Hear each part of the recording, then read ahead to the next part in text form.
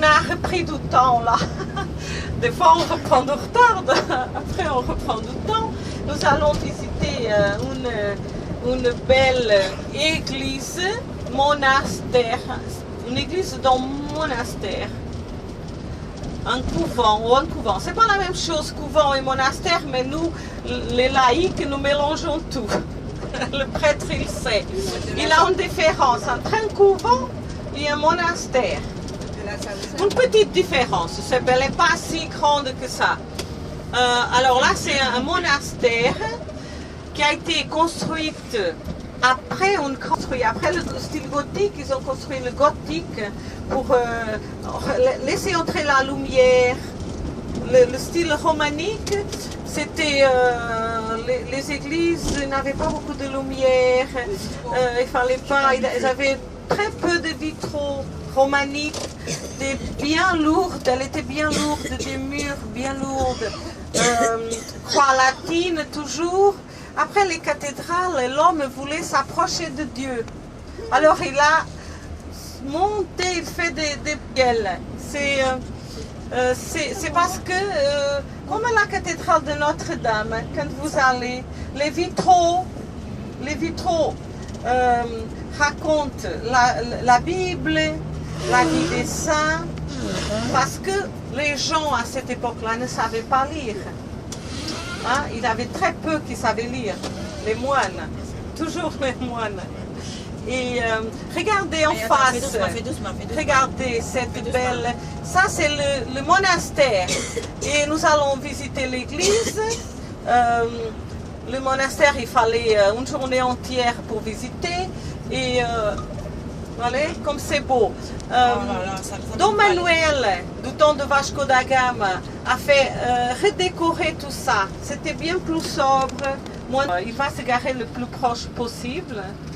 Mais des fois, bon,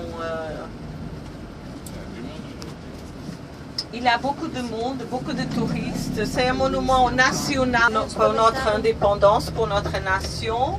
Il représente un peu la reconquête de notre indépendance face aux Espagnols. Et le roi qu'il a fait construire, c'est tous ses enfants ont été des grandes de notre nation, dont Éric, le premier grand navigateur. Son fils, ce roi-là, il nous a donné 5 fils, un dont fait...